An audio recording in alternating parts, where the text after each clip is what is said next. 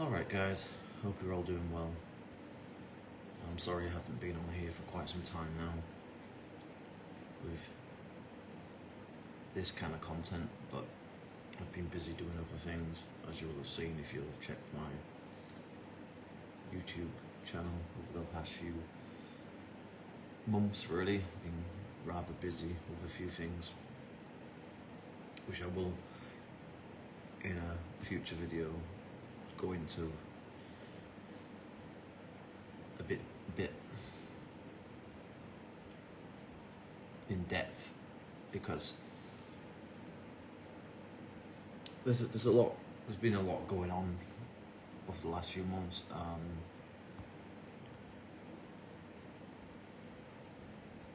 and some of that stuff that's been uploaded onto my YouTube channel is a bit of a representation of kind of where my head's been at, and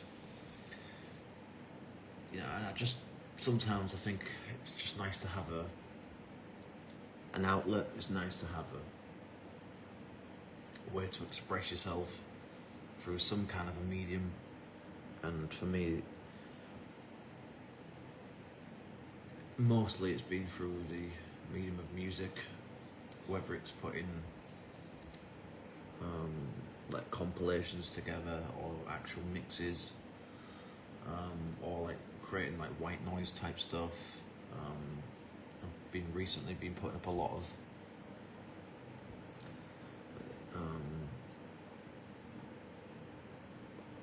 sort of like nostalgic memorabilia, kind of like bass, like white noise type stuff. But anyway, that's a whole other thing that I would like to talk about in another video. But the reason I've decided to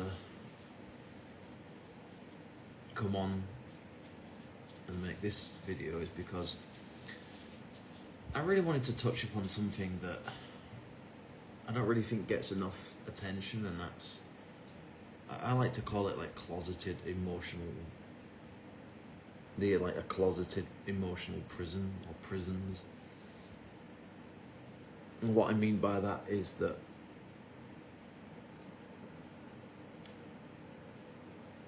a lot of people, especially men, we live in this kind of very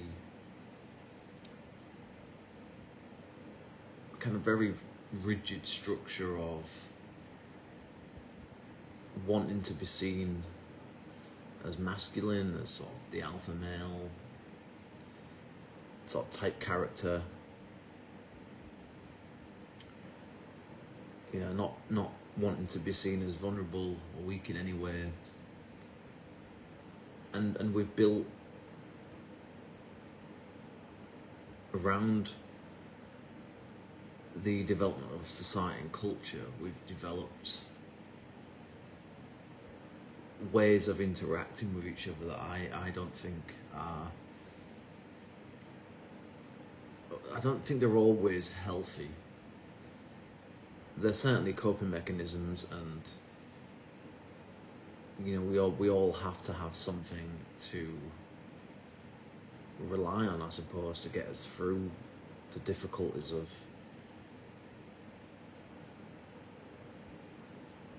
what it is to be a human being. And there are many difficulties. But I think what's happened over time is that we've become accustomed to kind of toxic ways of like handling things. Because, I mean, I can only speak for my own experiences as a Brit, as someone that grew up in the UK and lived there for over 20 years. And obviously a certain degree of experience here, living in Thailand for roughly about a decade now.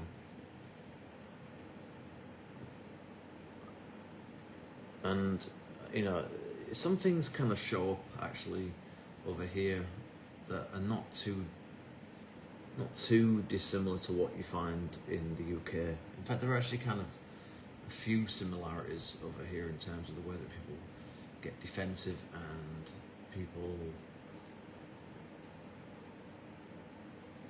sort of shy away from accountability and responsibility, and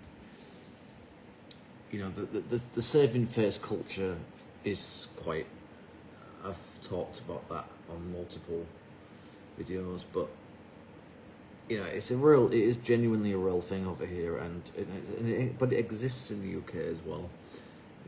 It's not that uncommon for people to want to preserve whatever dignity they've got left, and respect and image.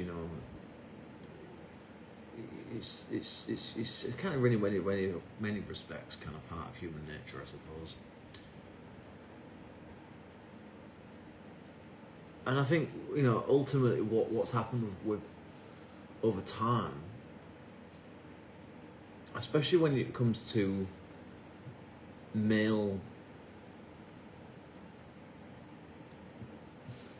predominantly male communication styles, or certainly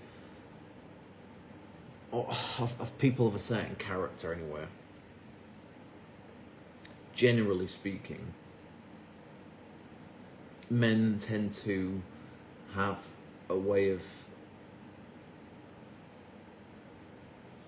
dealing with things that on the surface I think seems to be light-hearted, humorous, witty, very kind of reflective and stoic, kind of almost to some extent sometimes an indifference to things, or kind of very hyper defensive, kind of like humor based type of interaction type thing. And like I say, on the surface that might seem like it's a a healthy thing to do. And yeah, I mean, there are certainly circumstances where humor is called for, and it's good to kind of just it's not good to be serious all the time, but it's certainly not. I don't think it's productive to just kind of take a very flippant kind of sort of overgrown teenager kind of perspective, or sort of like way of dealing with complicated emotions and thoughts and interactions. And I think ultimately it's just that people just fear being uncomfortable. People fear certain parts of themselves being revealed, because it would then show that in many ways a lot of people are built up defense mechanisms that are actually very shallow. And actually a lot of people tend to be quite superficial, and underneath the surface, if you dig deep enough, most people are actually nowhere near as strong as the kind of image that they portray. And men are particularly good at giving off this kind of perception that they are doing a lot better than they're genuine, than they really are. Because I can't speak for the rest of the world, but as I said before, but certainly in the UK, you really do grow up there with this very subtle pressure to conform to these kind of like standards of like masculinity, and sort of like gender psychological like roles, and sort of maintain a certain image, and because it's deemed to be somehow more respectable, and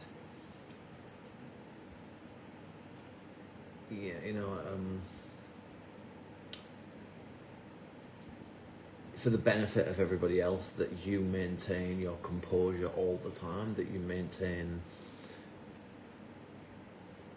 a certain surface level, shallow mindset. And I think that, you know, humour is just one facet of it, really. It's not just in humour, it's in the things that men do when they're around other men. It's the way that they behave, it's the kind of topics they talk about.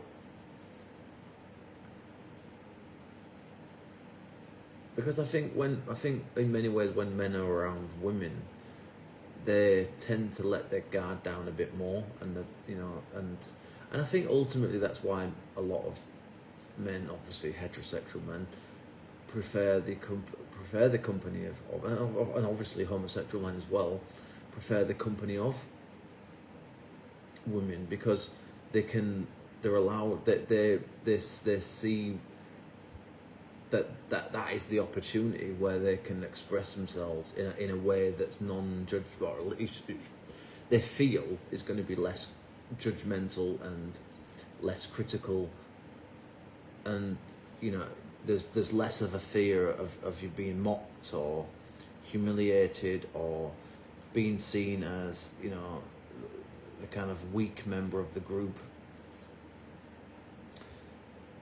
And I just think, you know, we hear this thing of toxic masculinity thrown around so much these days, and we have done for the probably best part of a decade now, if not longer, certainly since 2016.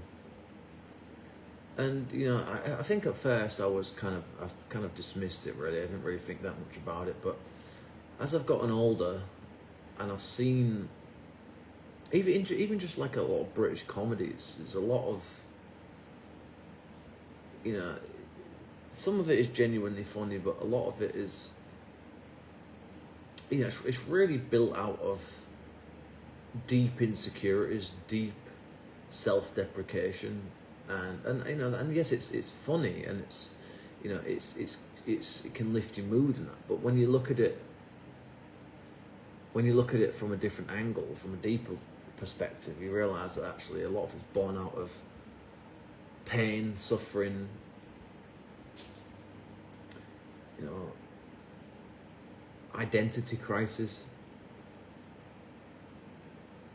and really just a lot of the time I think there's this unspoken societal and cultural pressure that men feel that they have to conform, you know, that whenever they're around other men they feel this nagging pressure to, oh, don't reveal this emotion, don't talk about that, don't say this in a certain way, don't let it, you know, don't let any kind of weakness be shown. And so men often, and of course I'm not saying all men, obviously that's not the case, but I'd say for the vast majority of men, they deal with life generally through the means of a number of things, really.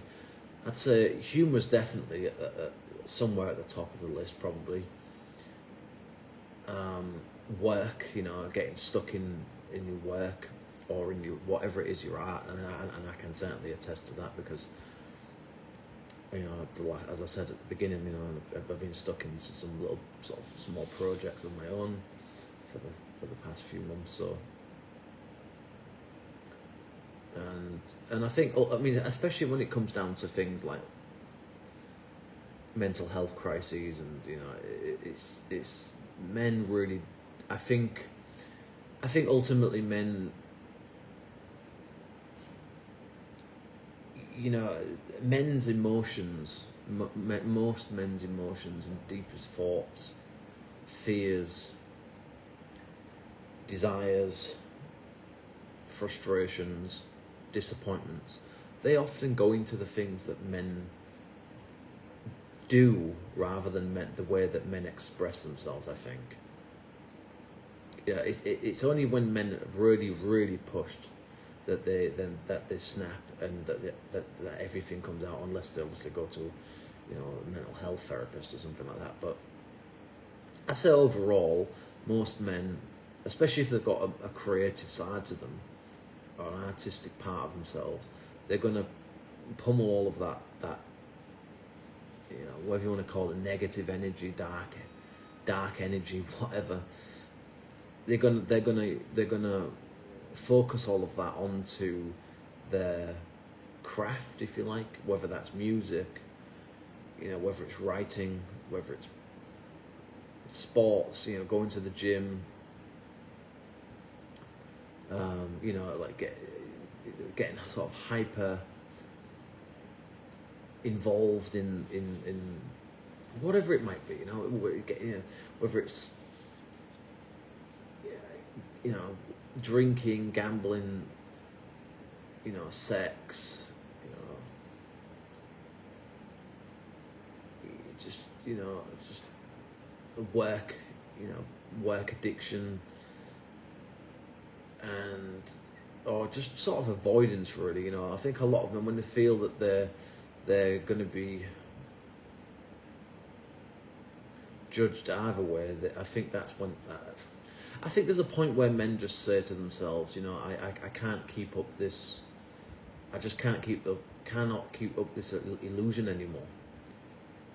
I've tried my best, and the cracks are coming, the light's coming through the cracks, and people are starting to see something's not right here, something's obviously going on with him, and I think often men, they have such a complicated relationship with their own emotions and thoughts anyway, that rather than try and explain what's truly going on, I think a lot of men just feel that it's just best if I just isolate myself, but unfortunately that then leads to a kind of toxic cycle that kind of, it's just a perpetuating kind of cycle of habits and just sort of patterns of certain emotions and thinking that they don't really do anything, they don't help you, and so it just becomes a very vicious cycle, and that's when I think that's when it then spirals even further into alcoholism, drug abuse of one nature or another,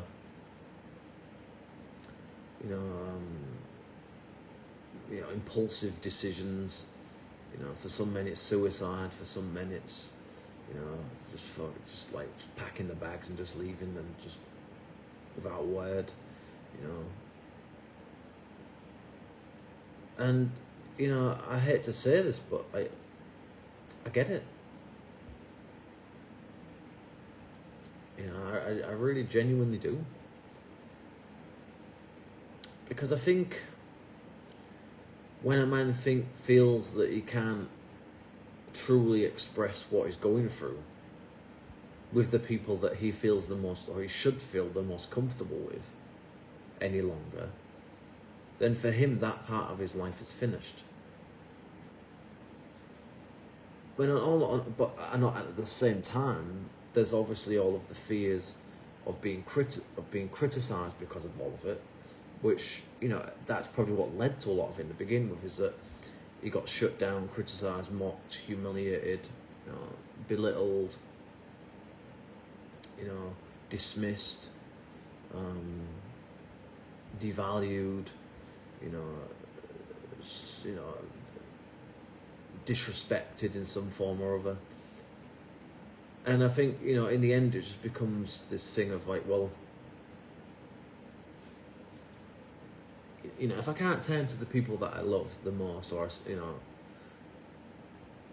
the people that are supposed to be my bedrock, are supposed to be the people that care about me the most, if I can't turn to those people and openly express what the hell is going on with me and why,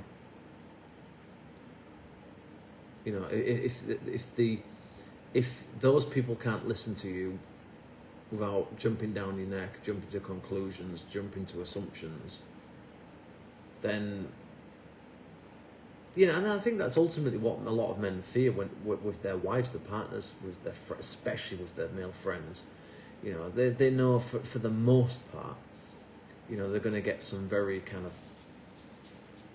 probably, you know, crap unsolicited advice, or, you know, some, you know, sort of empty platitudes based response, or some kind of, you know, generic, oh, you know, cheer up, everything, you know, it'll be all everything will be all right, you know, don't worry, you know, and that's all good and well. It's like, you know, it's not doesn't make people bad because they don't give you some deep, insightful, you know, or some deep one-on-one time necessarily. But, you know, I just think that a lot of men, they just fear that, you know, you should be your own. You know, there's this kind of idea, I think, in the West that men are supposed to be their own kind of superheroes. You know, they're supposed to be their own, you know, source of, you know, happiness 24 hours a day, you know, 7 days a week. And yes, to some extent, you know, we are responsible to a point for our own happiness, but like there are things that do affect us that impact our lives, that impact the way that we feel about certain people, certain situations. And, you know, sometimes you do need a bit of comfort from someone. You know, you do need a bit of advice. You do need a bit of constructive criticism. You know, you need a bit of support. And when you don't get that from people who, you know, are supposed to be your friends, loyal friends, genuine, you know, people that you've known for years, decades even, then either they just don't respect you anymore, or they never really truly were the people that you thought they were to begin with. And so I guess what I'm saying here is that a lot of men,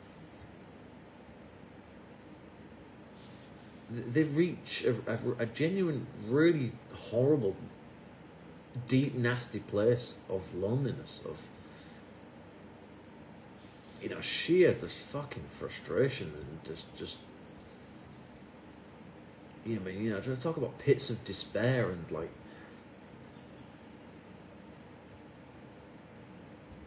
you know, it's difficult.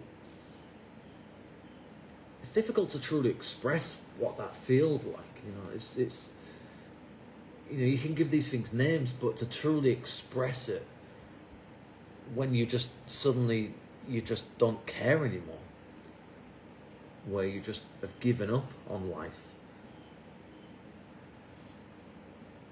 I don't think you can't put that into words fully. I mean, you can try, but I mean, you know, you can't really get a full, you know, appreciation just how sad that is, just how devastating that is for men. You know, when they feel that they're no longer being productive or practical, you know, ambitious anymore, when they're no longer, in the eyes of other people, being positive, you know, because that's another thing, you know, and you know, there's a whole thing of toxic positivity as well. You know, this, you know, all you have to do is look at corporate culture in America, and even in the UK really as well, and it goes side by side really with a lot of toxic masculinity and toxic femininity as well, because that's something that often doesn't get talked about enough when it does exist. Because I think, you know, there's this part of,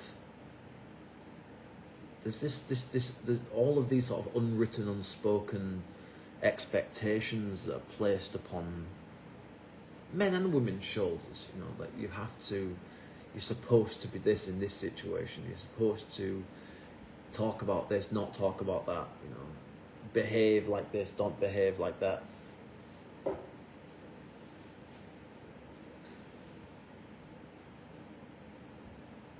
And that shit gets exhausting.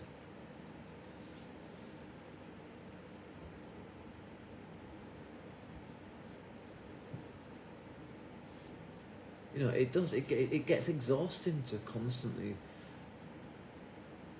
feel like you're always like being pressured all the time.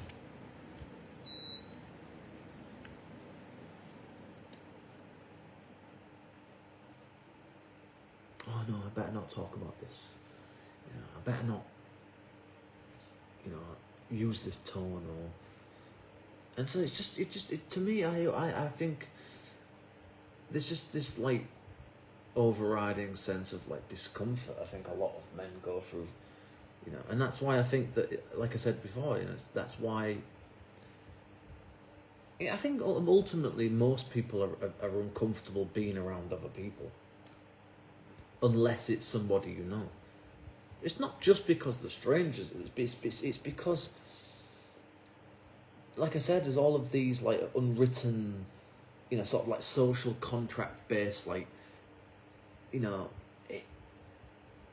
small print kind of, you know, like contract bullshit like stuff that you're expected to follow. You know, you're expected to know it. You're expected to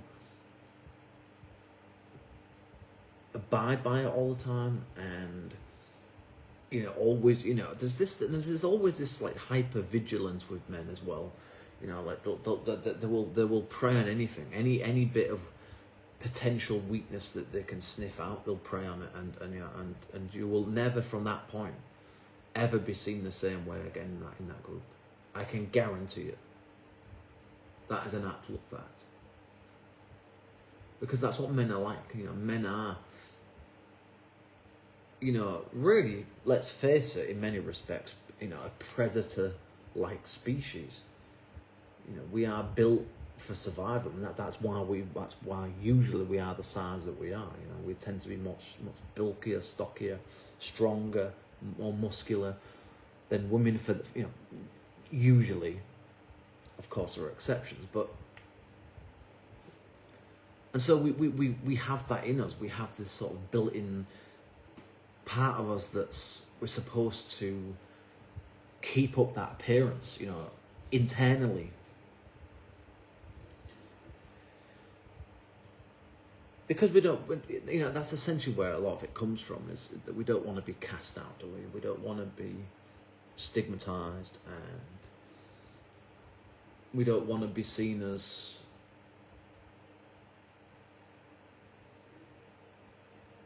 you know, the one that's dragging everybody else down type of thing. And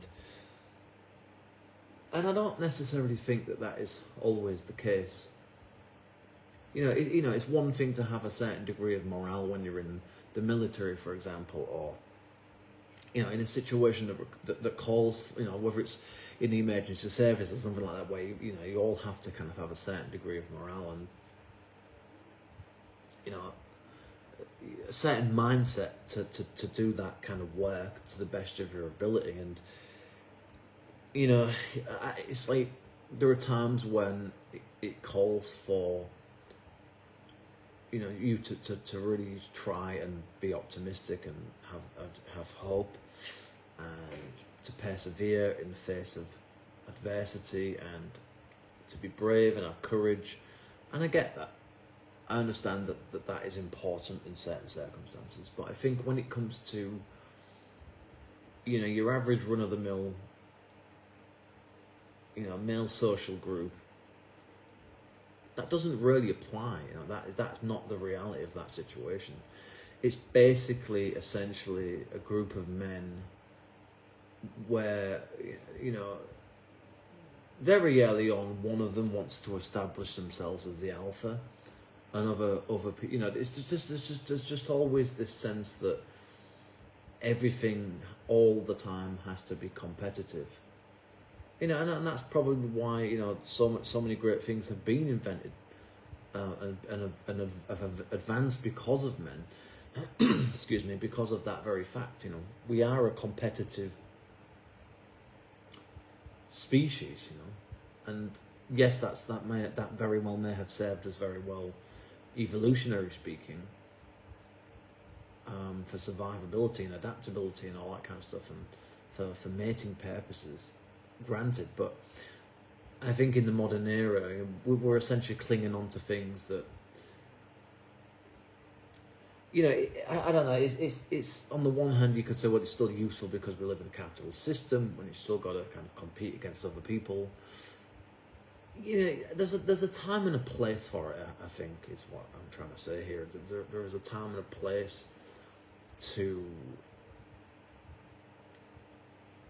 put on, let's say, a certain front, even if it's not necessarily genuine, because it has some kind of an advantage to you. But I think my point here is that there's, you know, I think you have to find the people that you feel that you can be most yourself around. You know, I think, because if you're around the wrong types of people, not wrong, but incompatible types of characters and personalities, it's gonna show in who you are. It's gonna make you look bad. It's gonna make you look insecure. It's gonna make you look weak and vulnerable. But I think when you're around the right types of, you know, the compatible personality types, it's not just personality. It's your experiences, what age you are, what phase of life you're going through. You know, your degree of empathy that you have, compassion, understanding. You know, maybe a degree of altruism, and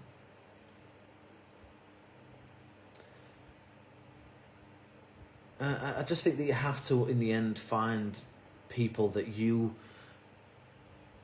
don't feel as much of that bullshit pressure to you know, have to this pressure to maintain a certain image all the time, because I think that drives men, I believe, into isolation and depression. I don't think that to me, you know, whether you feel that you have to conform in a way that isn't really necessary, it's not that important in the grand scheme of things. You know, the best thing you can do is to slowly worm your way away from those kind of people, because, you know, that doesn't, like I said, it doesn't make them bad people, but it just means that, that for you, excuse me, for you, they're just not the right types of people that you should be around. You know, and you can also say it, you know, from other people's perspectives as well. You know, you might not be the right person to be around for other people, and that's okay. That's fine. You know, and that's a, you know, when you reach that kind of understanding, you know, you're at an advantage, and you've learned some wisdom there. You know, you've learned a useful lesson in life, that not everyone understands you, not everyone likes you, not everybody wants to understand you. Not everyone's going to make an effort to try and like you, to try and get to know you, to get to understand why you are the way you are. And people just don't care, you know. People just, you know, and you know, if you're also in a group of men or women where there's this sense of, you know, everyone's got to know their place, you know, everyone's got to know this sort of hierarchical bullshit, then I think, to me, that's another reason why you shouldn't really be around those types of people, I think. And so essentially, I guess what I'm saying here is that it is difficult to find the right people for you, and you may end up spending your entire life trying to find people that match your energy, your vibe, that understand you, and, you know, have empathy and compassion, but also push you as well, and challenge you, and you want people like that. Those are the types of people you want in your life, where you have a bit of a balance, you know. You don't want exact copies of yourself, because that's it's not gonna help you to mature or evolve in any way. You need someone that challenges the very core of who you are, but in a way that's fun, that's useful, that's actually positive and healthy, not a kind of, you know, overly stressful pressure drive for you to kind of fit in, with other people because they see you as the odd one out. You know, it's like anytime you ever go into any kind of a, you know, state of employment where, you know, you have to be around a bunch of other people, you know, there's always that sense of, you know, here's the new guy, who does he think he is, kind of thing. You know, it's like, let's see you prove yourself. And that's always how it is with men, I found. You know, it's just pretty much any kind of social situations with men, especially when there's in a group of where you know there's, you know, one or two that, you know, might not be as keen as the others on you, and, you know, there's just all sorts of just like dramas and, you know, insecurities being played out, and, you know, sort of, you know, petty kind of pseudo power trips, and, you know, this is, I think, you know, when we talk about men's loneliness, you know, men in many ways are the cause of it.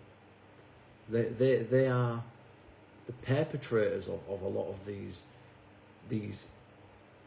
unspoken issues that actually are genuine toxic masculinity, because it's about keeping up it's more about keeping up a front.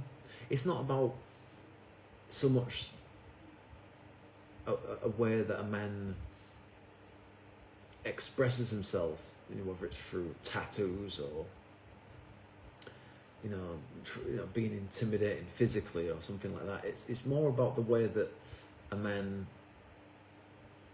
It's not even so much about the way that men think or treat women, although there's certainly part of it's probably that as well. You know, let's not kid ourselves. You know, men can be just as ruthless as women can be when it comes to sexism and, you know, misogyny. You know, excessive kind of glorification of women and putting women up on pedestals, and, you know, the sexualization of women, all that kind of stuff, fetishization of women in many respects, you know.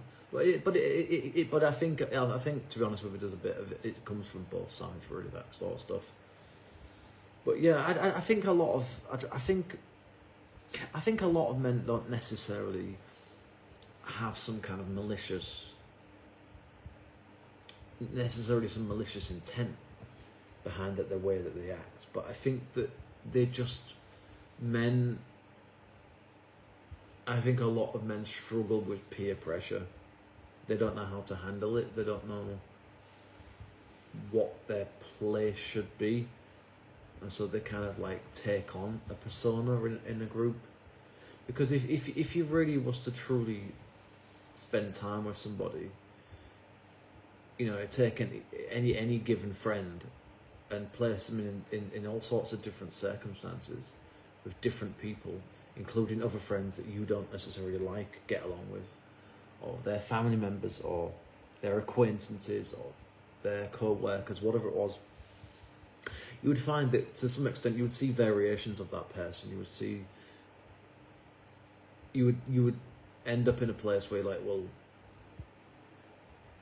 I don't really know which one is the actual legitimate version, because, you know, and that applies to you, you know, other people's perceptions of you as well, because, you know, none of us really truly know each other. You know, we as soon as we go out that door, we put on our social contract clothing,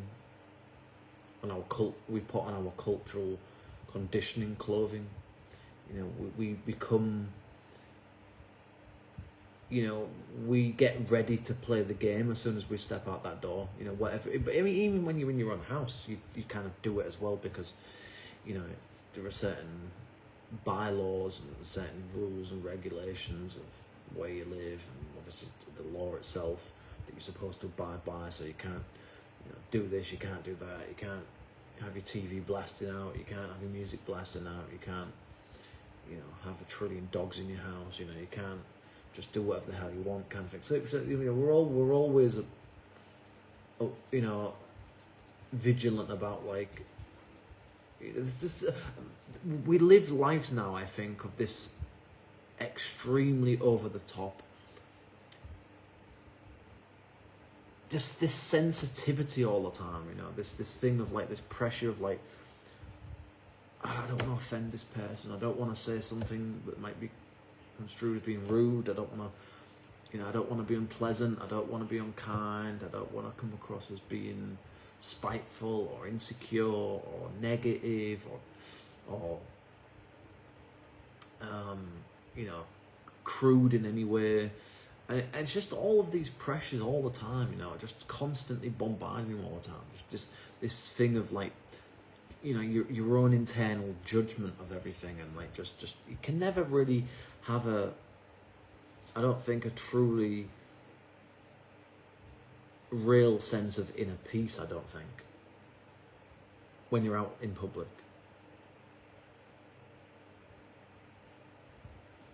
You're expected to conform the moment you walk out of that door, you know, and so and everybody else is as well, you know. And we all know, we're all aware of that fact, or most of us are.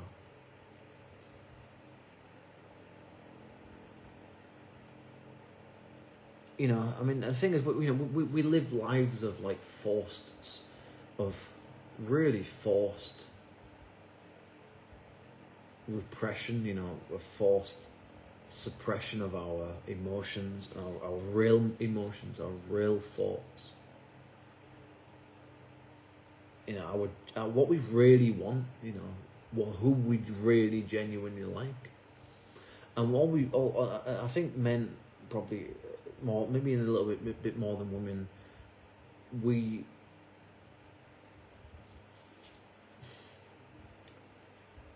know, men reveal themselves through ways in which men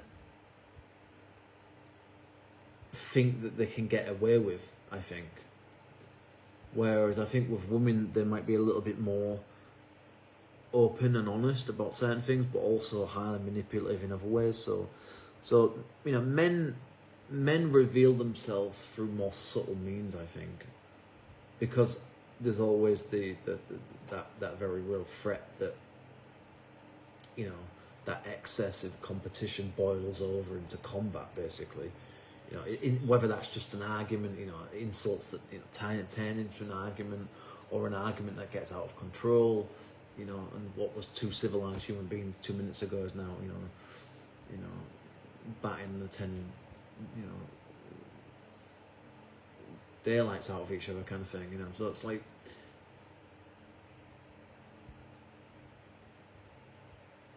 yeah, I just think that, I think sometimes men are their own worst enemies, maybe in some senses. You know, we mask our emotions, we hide our deep hidden thoughts, feelings, uncomfortable truths about ourselves, about the people closest to us, because we all want to keep up this sort of veneer, of this facade of civility and you know, sophistication, and this life of, you know, we're all, you know, decent people, when in reality, you know, it couldn't be further from the truth, because the truth is really that people are incredibly complicated individuals within very complicated lives, and a complex bunch of, you know, whether it's subconscious, unconscious, you know, wherever they lie, but they're certainly there, raw thoughts and feelings about things that, if you was to truly express yourself openly and honestly, you would be probably cast out of society. You know, you'd be put in jail, you'd be put in a bloody straitjacket. You know, you would certainly lose a lot of friends very, very quickly. And so we live disingenuous. We live out disingenuous personas, public personas, public images. You know, we don't really truly, you know, we have our perception, we have we live a public life.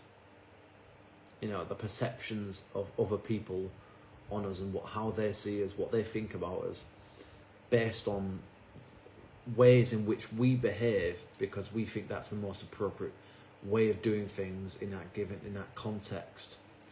Whether it's at work, whether it's in the park with your friends, whether it's with your girlfriend in a shopping centre, whatever it might be, you know. And then there's your private self, you know. There's your very raw state of who you are. And then there's your actual inner, deeper self. That's, you know, because even when you're in private, there's certainly still things that you can't. So really, your genuine, really true version of yourself, in many respects, is your mental inner world. Although you can't express certain parts of it purely in that medium, so you have to go out into the real world to do certain things, to realize certain things. But ultimately, you know, the core of who you are is deeply ingrained in your mind, in the layers of your mind, the layers of, you know, the years of experiences, the years of the ups and downs, you know, of disillusionment, of disappointments, of fears, of judgments, of criticisms, you know, aspirations, inspirations, you know, advice, you know, your own wisdom, your own mistakes, etc.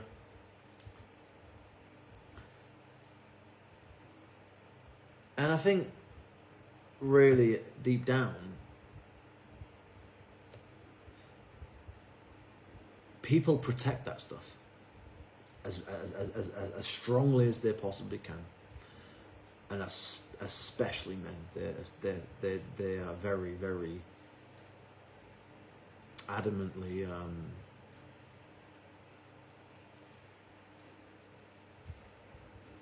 you know, defenders of their own vulnerabilities and perceived weakness by other people.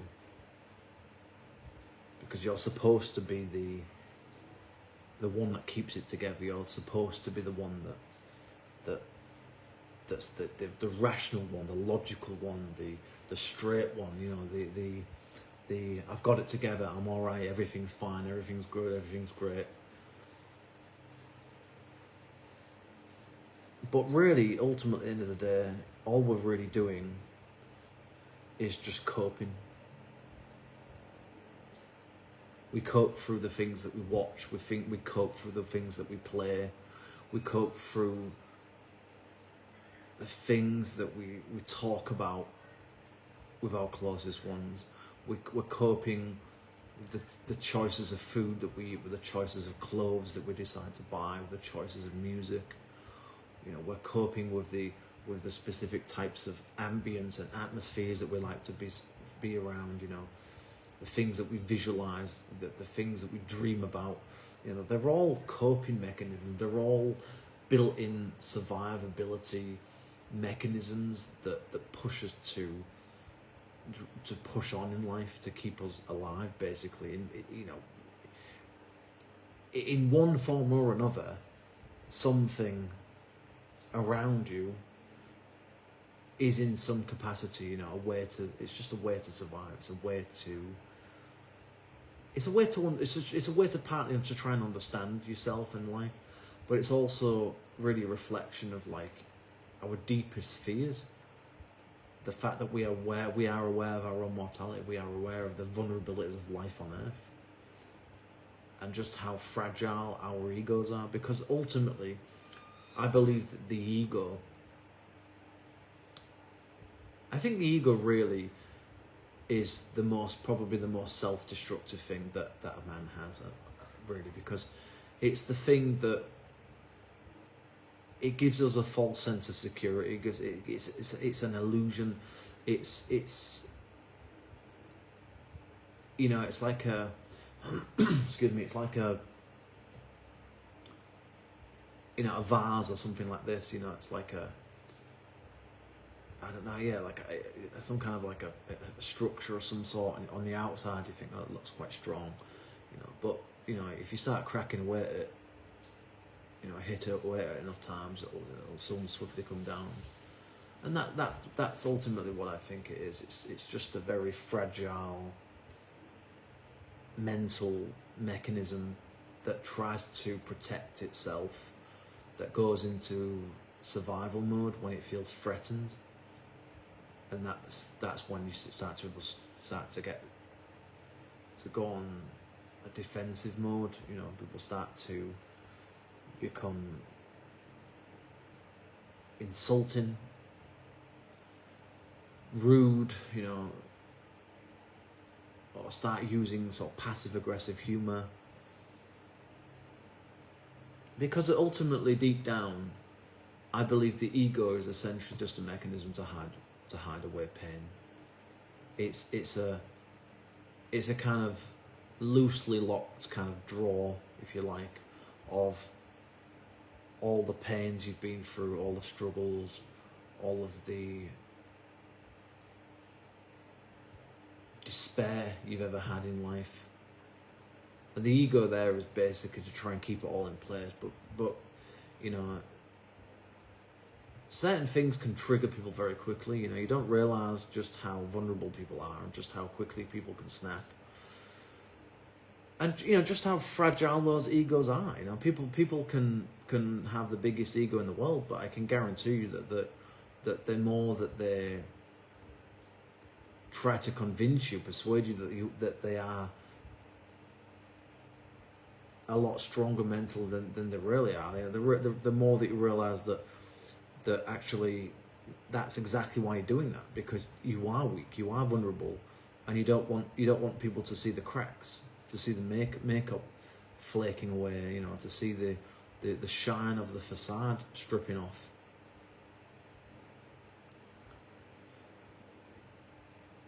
So you know, my overriding point here is that we live performative based lives.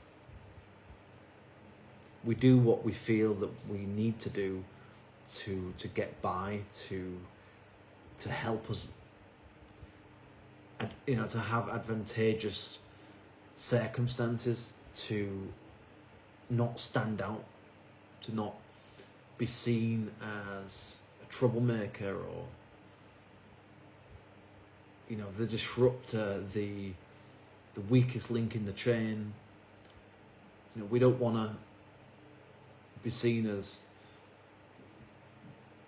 you know, the one that's destroying the you know, the what is really in reality a weak structure of a group of guys. You know, it's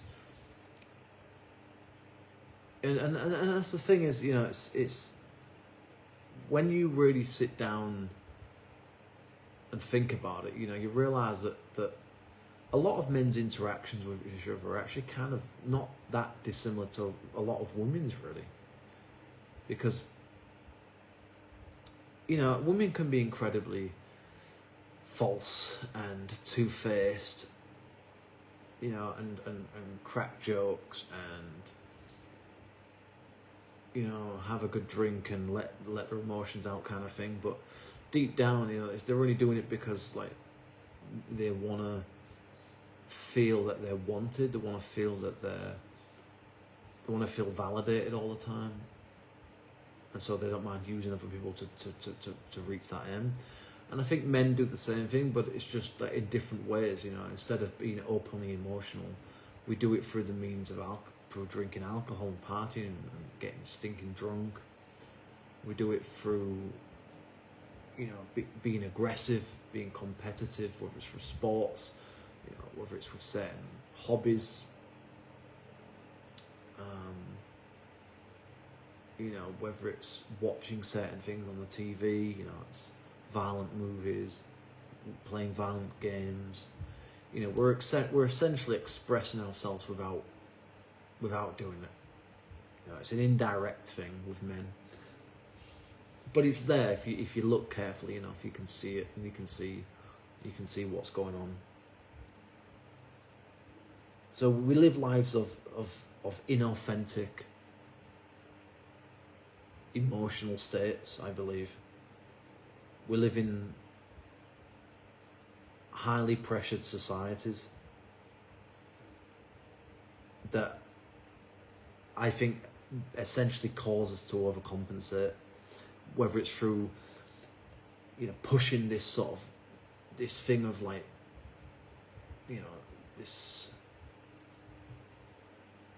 sort of putting our egos on pedestals type thing, humour, trying to come across as hyper masculine, trying to dominate, trying to be competitive, trying to be controlling, trying to gain power in a social dynamic situation, because we want to be seen as the winner, don't we? Especially when we're around women, we want to be seen as, we are the best of the stock. We are the one that you should consider. You should be with. And so that's when you all see all of that toxic masculinity bullshit coming out, with people playing each other, devaluing each other and putting each other down and belittling each other and, mocking each other, taking the piss out of each other all the time. And people say it's just banter, but I beg to differ personally. And I think ultimately in the end, a lot of it's just born out of years of burnout. It's born out of years of personal struggles that were never truly dealt with in healthy ways. And so men jump onto certain bandwagons that generations before them have been doing in slightly different ways, because it's the easiest thing to do. It's the most convenient thing to do. It's it's the least judgmental thing to do, rather than just be open and honest about what the hell is really going on with you. And there's this sense of that you have to keep your private life to yourself. With men, it's like, whatever's your private life's got nothing to do with me, kind of thing. It's your business. And so to me, I don't know. I just don't think that most men really do genuinely have true friendships. I think most men see that there's an opportunity to for some reason or other to be around other people. There's some advantage to it in some way, and there's a degree of competitiveness in it that I think men thrive on, that probably men need. And I think that's as far as it really goes with most men. Unless you're extremely lucky to have a friend that you can actually genuinely open up to, and it's fine when you've got someone that you can sit down and actually have a genuinely deep, interesting conversation and also have humour with. That's great. I think that's a good thing. But I think when you meet certain people that are just as cold as ice, there's nothing behind the eyes, really. There's no real sense of authenticity in the way that they speak or the way that they're in their body language. It's just some people just have a very kind of robotic mannerisms, robotic kind of micro expressions and things like this. Like there's certain things that just feel kind of very stubborn and very programmed almost, And for me, I don't like to be around people like that. I like to be around people where I can see something in them, where I see a certain depth in them. I feel that there's some kind of a soul in that person. I like, those are the kind of people that I like to be around, where you can have a laugh, but you can also have an interesting, insightful, deep, useful conversation about something. So it's all good. There's nothing wrong in having a bit of small talk and a bit of genuine banter here and there and whatever. And that's all. That's part of life. But for me, I have to feel like I have to be around the right people that I feel like I can trust, for starters, that I actually genuinely like and want to be around, want to talk to, and not just sort of force myself to try and fit in with them. because I'm not the type of person that can hide my disgust or my discomfort or my distastefulness with I'm just not that kind. I'm very difficult at hiding my emotions. I'm very difficult at hiding my annoyances, and just sort of cringe and like it's just feeling awkward and out of place. I'm just not very good at hiding that shit. I never have been. So for me, when I feel that stuff's going on, that for me is like a kind of a line in the sand where I can't do this. I just can't. I can't. I not only can I not do it, I don't want to do it. I'm not gonna partake in this. I'm just not gonna bother with this anymore. I'm not gonna be around these people anymore. And that might come as a shock to some people, because some people might think that you hide things very well. You're not hiding it. You're just suppressing it until the inevitable happens. And you basically have two choices in the end. You either snap at a certain point because you just can't deal with it anymore, or you just say that I'm sorry, but I just don't think you're the right kinds of people for me. I'm sorry to say, I just don't think that you're the kind of people I want to prioritize my time and energy in. And that might make some people upset. That might make some people angry. Some people might be disappointed. Some people might be surprised by that. But I just think in the end, really, it's when it comes to giving other people your finite time, energy, resources, it's got to be with the right people for the right reasons, because otherwise it'll end up in you becoming resentful and bitter.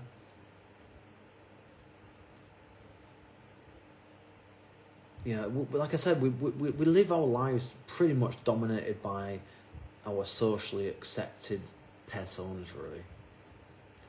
Whether it's the kind of like, your overachievers, your, sort of run-of-the-mill kind of like, happy-go-lucky types, the super over-the-top positive types, your kind of alpha male type wannabes, kind of gym bro type guys, whether it's, your nerdy types, your game addicts, there's just so many different types that it's impossible to label them all. But there are just so many just people out there that live in performative existences rather than genuinely being who they really are. We live lives of surface level interactions, of small talk for the most part, of boring, tedious, pointless, energy draining conversations and interactions with people. Not everybody, if you from time to time you're lucky you meet someone interesting and unique and different and an independent thinker and a critical thinker and somebody that's got something useful and genuine to say about something. But I think those people are few and far between, in my opinion.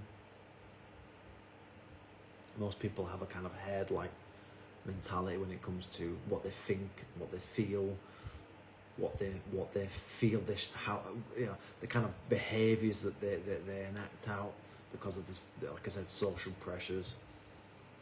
And society basically rewards people being false. It rewards superficiality. We live in a capitalist system. It rewards people for playing into it. There's this kind of weird, strange, very kind of, I believe, immoral and nonsensical kind of way of this, this kind of societal kind of thing of certain, this is sort of a hierarchy of certain emotions being expressed, certain thoughts, and someone that's genuine and has layers to them and depth and intellect to a certain point, they get kind of, you know, ostracized and seen as, you know, you're too deep, you think too much, you know, you're an overthinker, you're too depressing, you're too serious all the time, that kind of thing. It's like, and the society just doesn't. I don't think society rewards that. In fact, I don't even think universities reward that kind of thing anymore. You know, like they don't reward. I don't think they really genuinely reward, because they don't promote individualistic thinking and critiquing of things. I think for the most part. So, like I said, you know, my belief is that we live in closeted emotional prisons of various kinds. You know, where we feel forced to mask the real versions of our inner self, because we think that it's better for the benefit of everybody else around us for us to do that. And so we end up at 50 or 60 or 70, having lived most of our life kind of bitter and resentful and very deeply disappointed with the world and people, and, you know, feeling guilty and having regrets about the fact that we didn't live in a way that we should have done, and having not said the things we should have said. And before I go, you know, I just want to say this really. You know, if you're in a group of friends right now where you don't feel that you can really truly be yourself, where you just feel uncomfortable, you feel sort of kind of miserable in some capacity being around them, you don't feel that they truly value you or respect you or appreciate you or just get you, or they just don't, you kind of feel like the kind of spare part in that dynamic, that social dynamic, just get the fuck out of it.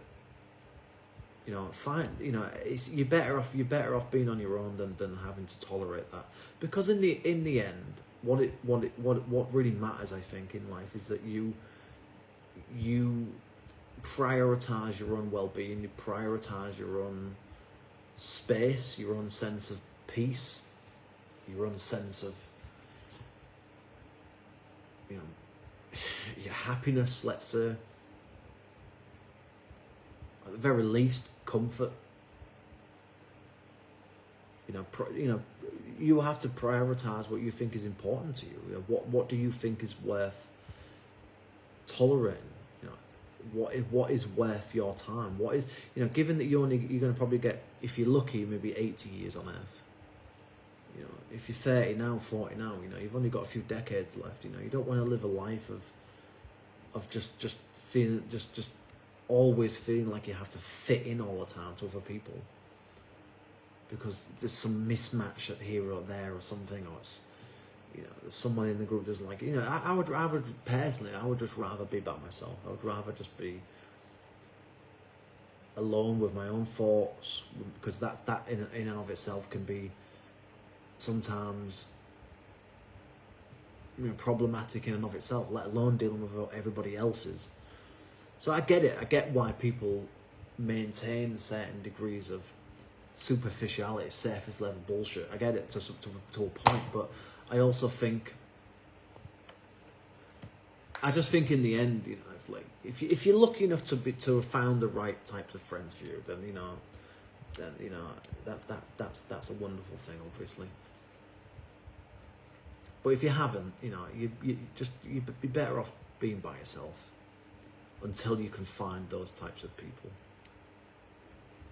And probably sometimes the best thing to do is to try and avoid letting everybody meet each other, because then you know, there's all sorts of things that can happen there that can cause all sorts of complications. You just you know, sometimes I just think that you're just better off being by yourself or having a very, very small number of friends.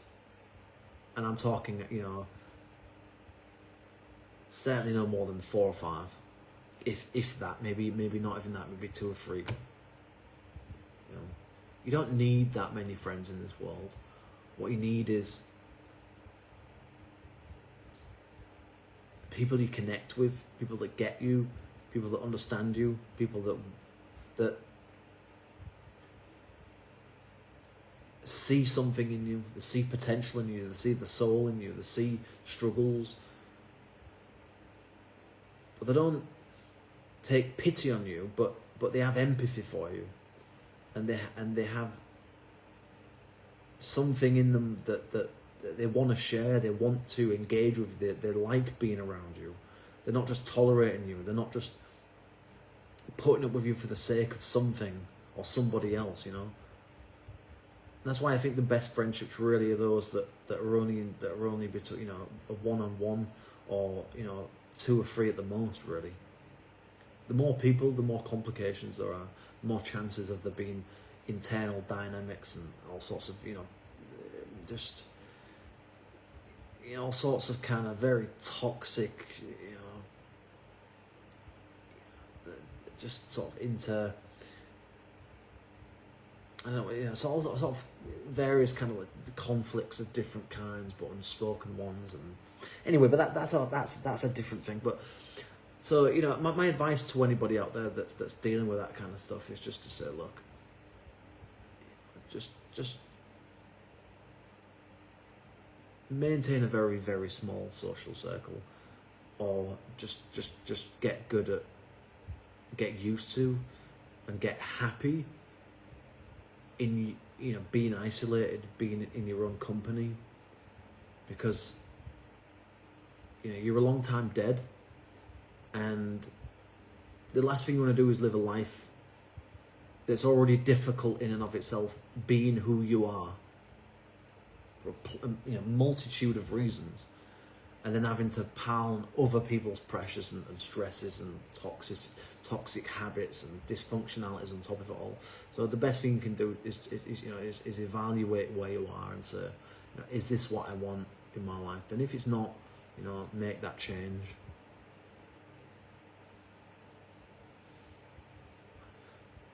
All right, so I'm going to leave it there for today.